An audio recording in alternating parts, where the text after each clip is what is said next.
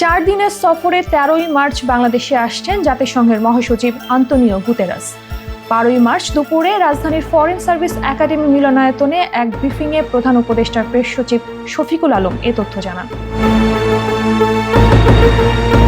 16ই March পর্যন্ত বাংলাদেশে অবস্থানের মধ্যে তার সফরের প্রধান কর্মসূচি শুক্রবার ও শনিবার। শুক্রবার তিনি প্রধান উপদেষ্টা ও পররাষ্ট্র উপদেষ্টা মোহাম্মদ তৌহিদ হোসেনের সঙ্গে সাক্ষাৎ করবেন। প্রধান উপদেষ্টার উপপ্রেস সচিব আবুল কালাম আজাদ মজুমদার বলেন, এরপর ওই দিনই প্রধান উপদেষ্টা সহ জাতিসংঘ সচিব রোহিঙ্গা ক্যাম্প পরিদর্শনে কক্সবাজার যাবেন। কক্সবাজারে প্রধান উপদেষ্টার আলাদা কিছু কর্মসূচি আছে। তিনি কক্সবাজার বিমানবন্দরের একটি প্রকল্প উদ্বোধন করবেন এবং একটি জলবায়ু উদ্বাস্তু কেন্দ্র পরিদর্শন করবেন। পাশাপাশি একটি মডেল মসজিদেরও উদ্বোধন করবেন।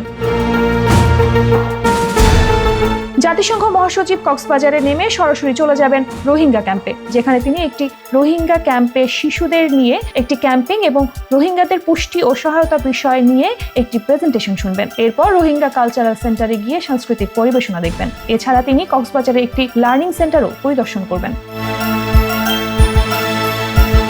শফিকুল আলম বলেন, শুক্রবার কক্সবাজারে প্রায় 1 লাখ রোহিঙ্গার সঙ্গে ইফতার করবেন প্রধান উপদেষ্টা ও জাতিসংঘ মহাসচিব। প্রধান উপদেষ্টার সৌজন্যে রোহিঙ্গা শরণার্থী শিবিরে এই ইফতার পার্টির আয়োজন করা হবে।